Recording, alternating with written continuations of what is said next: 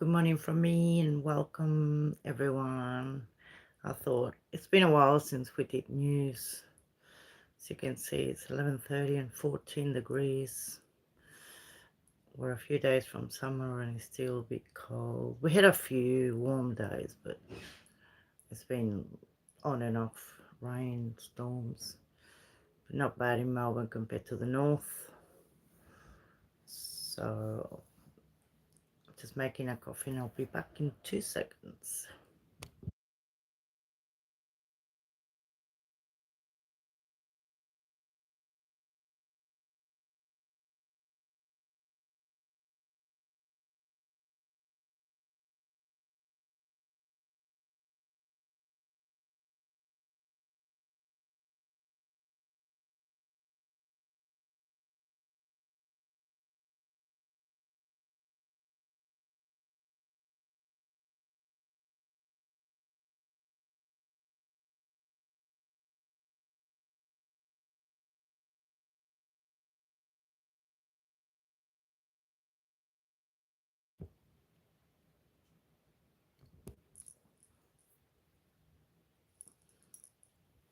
G'day. Good to see you all. It's been a while. I'm here resting pains. It's been a while since I did the live because when I went live the other day walking up the road a little bit, I mean I got scared, not scared, but Melbourne is getting crazy with violence and you never think it's going to happen to you. Now, I don't know if the guy was looking for trouble because it was 7:30 in the morning. I was walking up the park and this guy with a backpack just looks suspicious. Across the road, there's nothing there at that time on a Sunday. Normally when you walk to the train station or you walk to the bus. So it's been a while since I've been out because of my leg pain and I don't know. It leaves you a bit uneasy, I'm not in any condition to get myself into trouble. But I thought we'll touch base with all the news. Welcome everyone. It's 11:38 and as you can see it's 14 degrees, which is a bit cold for a few days into summer, and be good to catch on some news while I prepare. To go out sometimes it's just difficult to even get out of the house. Hello my life artists, how are you? Been resting my sweet, haven't been feeling good at all. I went to get the mail this morning to see if my medication was there in the wind and the rain. I'm fighting with the umbrella. It's weird. So just some people don't look at news and it's good to update. How are you my sweet? Yeah, I've been away from it all because I just play some news, but yeah, I didn't want to feel the pain in the leg yesterday, so I just stayed in bed resting.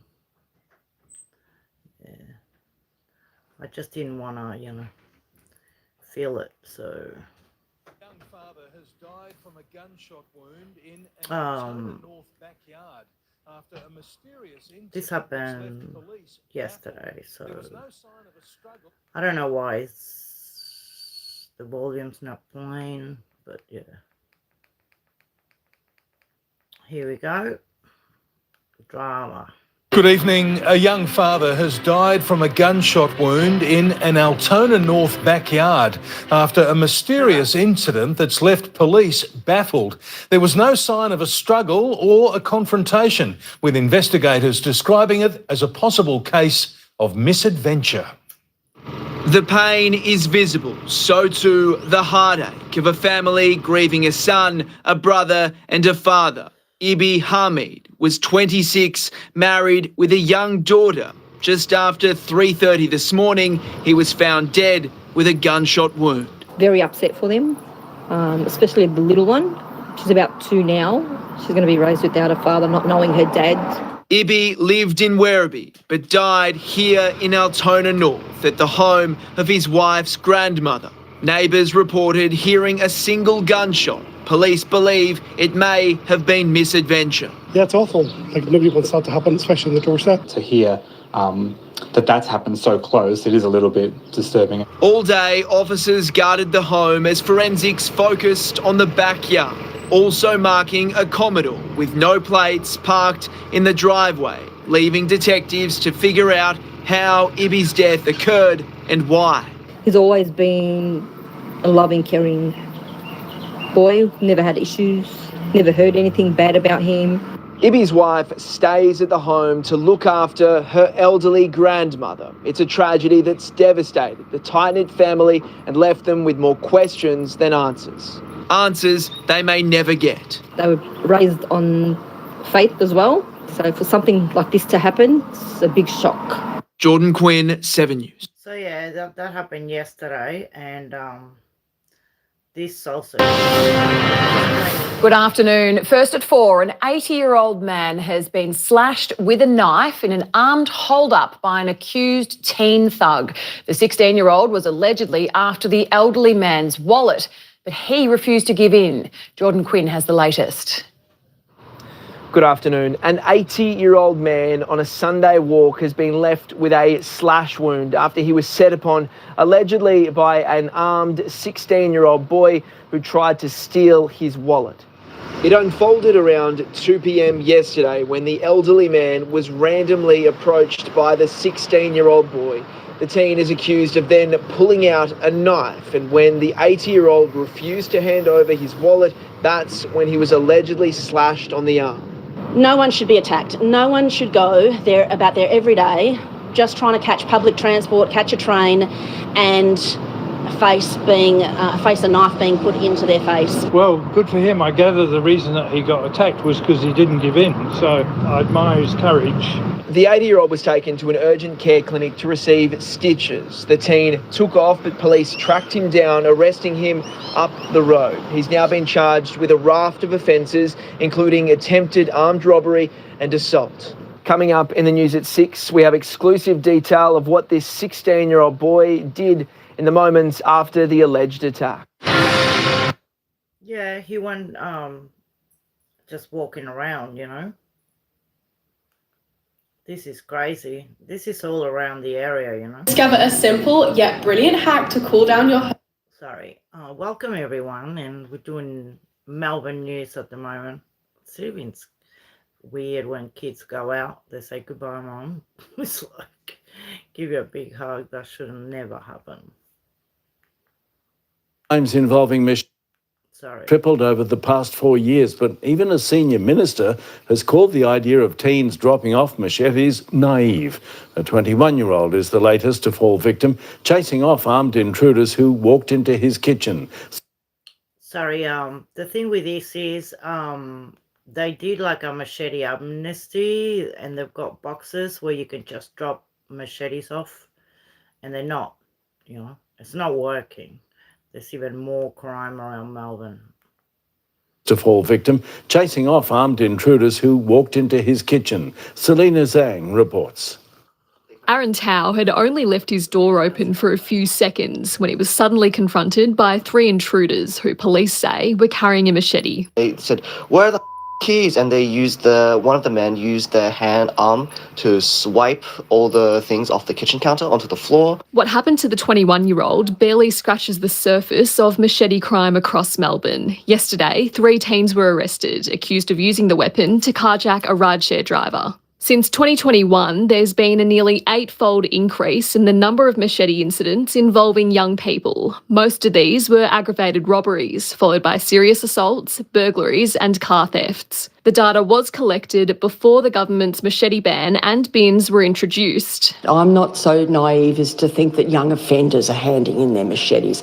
What I know is that machetes, the number of machetes on the streets is being reduced through the machete ban. There's also been an increase in the number of repeat offenders. As of this year, there were nearly 1,000 who committed at least 20 offences each, and around 20% of this group were teenagers. We know that repeat offenders don't think there are any consequences for their actions, and the community has had enough. There's a chance if something like this happens again, like we might not be as lucky. Selena Zhang, 9 News. It's a rampage. So this happened in Sydney. Good evening. A teenager is lucky to be alive after being slashed with a knife during an armed robbery in Pakenham. As Julia Passarelli tells us, one of the alleged offenders was on bail at the time of the ambush. Sorry, this is Melbourne. Fists fly on a quiet suburban street before the violence escalates. One attacker pulls a knife from his pants, cornering the 19-year-old victim on a Pakenham porch. He tries to defend himself and is slashed on the arm, but manages to get away just seconds later. Pretty shocked, to be honest with you. We didn't expect that to happen right next door to our house. Police say the teens pulled up next to the victim and his mate in a stolen Range Rover. When their demands weren't met, a brawl erupted outside an innocent couple's house, the chaos unfolding in broad daylight. We do have a son as well who's 3.5. Imagine if my son were just outside playing, he will be caught in it. The female allegedly made off with the victim's bag while he stumbled to a nearby station and was taken to hospital. At first we're like, we're moving out, because we bought the house, we're moving out. We were scared, but then we're like, that never happens here.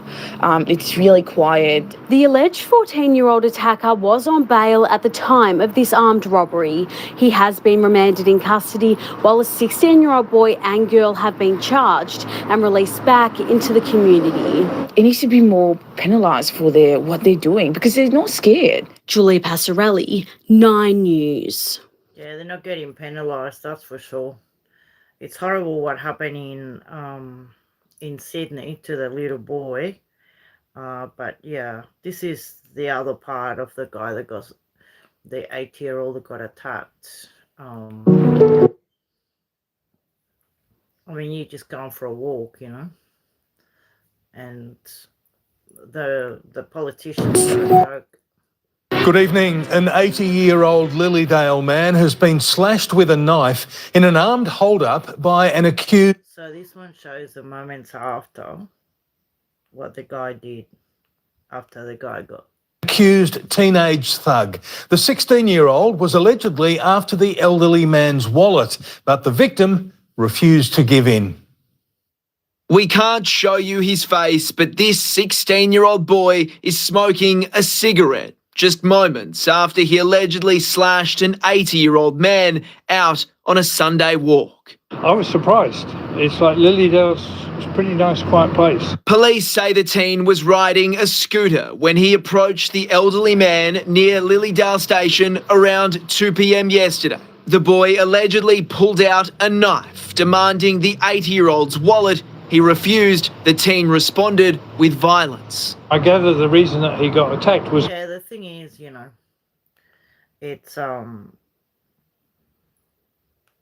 with the machetes on the... A shopper whose trip to the pharmacy ended in a shocking machete attack has told of his terrifying ordeal. Doctors have been battling to save his hand after it is almost severed outside an Altona Meadows shopping centre. He's told Jack Ward his life will never be the same again. Sarah Barnard is a broken man. My hand and my arm was literally hanging by a thread. He was attacked by a gang armed with a machete and thought he would die. There was a lot of blood around me. My clothes were completely drenched of blood. The 33-year-old had just left an Altona Meadows pharmacy and was approached by the group of teenage boys. He says they attacked him when he refused to hand over valuables. So he pulled out a machete. He went for my throat, and out of an instinct, the left arm came in front of my face to save myself. Sarab says they hacked at his arm multiple times before snatching his mobile phone. To be honest, this hand was completely limping, so I tried to support it with my other hand, hoping that it doesn't fall out, because I knew the moment my hand drops off, there is no hope for it to be restored. The customer service agent was left bleeding and in pain on the footpath until someone came to his aid. He spent the last week at hospital, in and out of surgery. There's no information on how much this would work, if my hand is going to ever work, or if there would be any functionality over it. 4 teenagers have been charged over the daylight attack, including a 14-year-old who is also alleged to have been involved in another knife crime back in June. A 5th boy is expected to be charged on summons. You may see me physically present in my home or at the hospital. Mentally, I'm still there being attacked every night. A GoFundMe has been started to support Sarab, who is already calling on the state government to do more. I don't want to be someone who is just being attacked and forgotten. Jack Ward. Yeah, well, there's actually a beautiful video that they made where one of the mothers actually speaks. There's some, accountability, but yeah, I'll put the Lamont Gus update up there. There's no news, but they started a new search for him. Well, South Australian police have begun searching unsealed mine shafts near the remote property where 4-year-old Gus Lamont went missing in late September. Let's bring in former homicide detective Gary Dribbelin for more on this now. Gary, good morning. Thanks so much for joining us this morning. You've got incredible insight when it comes to these kinds of searches. It's been 60 days since he first went missing, little Gus. Why are they only now searching the mine shafts over there? They've always indicated that they're going to look at all possibilities. I think the fact that they've extended the search to mine shafts is indicative of the fact that they're looking at possible intervention, human intervention, because it would be unlikely that Gus would be able to make his way that far. So I think it's a slight shift that they're looking at all possibilities and there might be some form of intervention in Gus's disappearance. It's such hostile earth, right? It's such a hostile environment.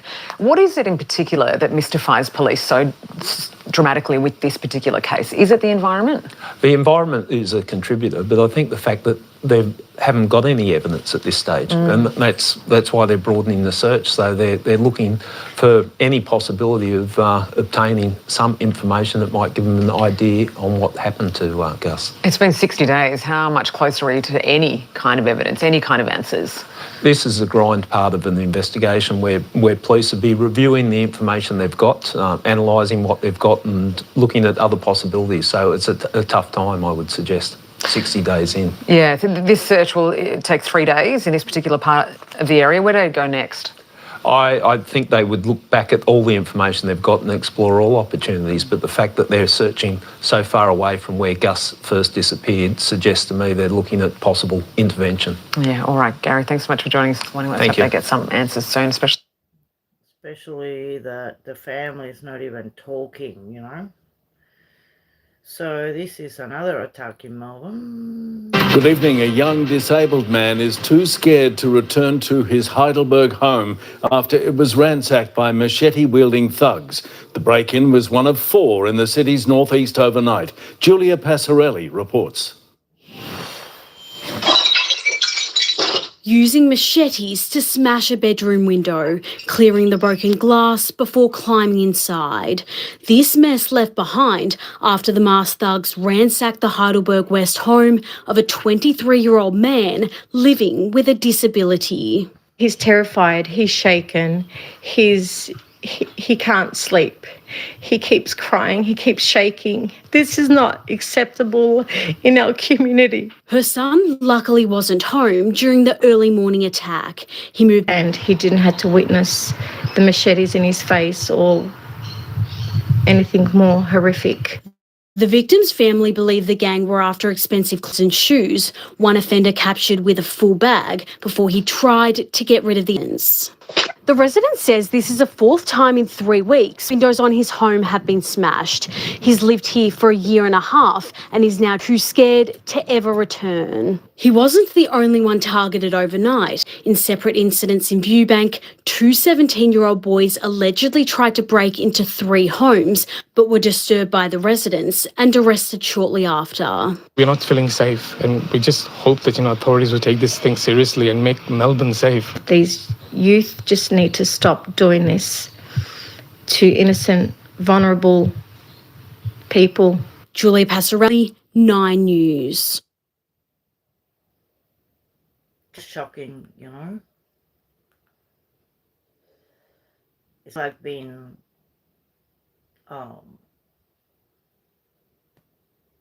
living in a nightmare.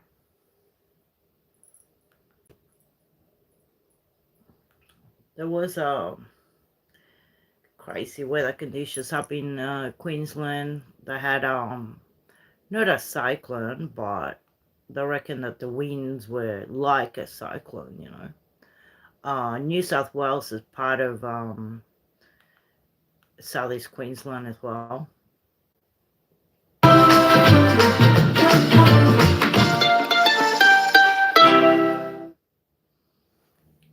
The Good Guys Black Friday sale is on now. Get over $1,200 off this Samsung 75-inch TV, this LG washer $988, $600 off. I love the Good Guys. Close to 100,000 homes across southeast Queensland remain without power today after yesterday's supercell storm rolled through. The destructive system lifted roofs off homes, destroyed cars and brought down hundreds of power lines. Brendan Smith has the details.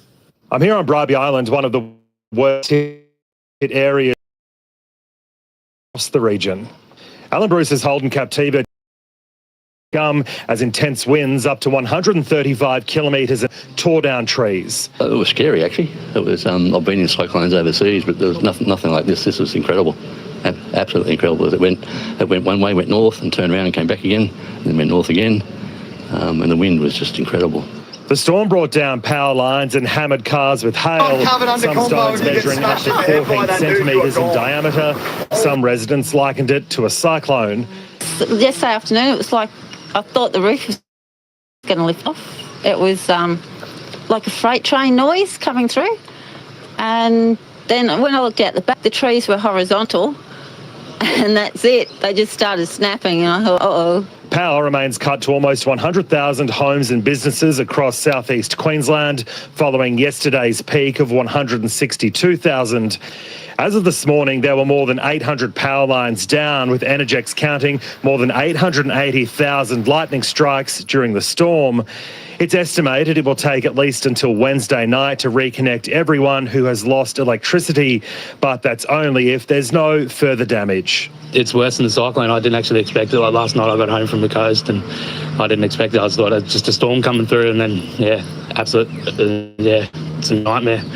And the Bureau warns there could be more extensive and damaging storms across southeast Queensland from this evening. Which is this evening. They're cleaning up, you know. 3 hours ago, they kind of did the weather. First this hour, Australia's east coast is bracing for more extreme weather, with many regions placed under fire bans or the threat of more extreme storms. In Queensland, an insurance catastrophe declared as nearly 40,000 homes remain without power. While many residents in New South Wales are bracing for hot, dry and windy conditions sweeping in.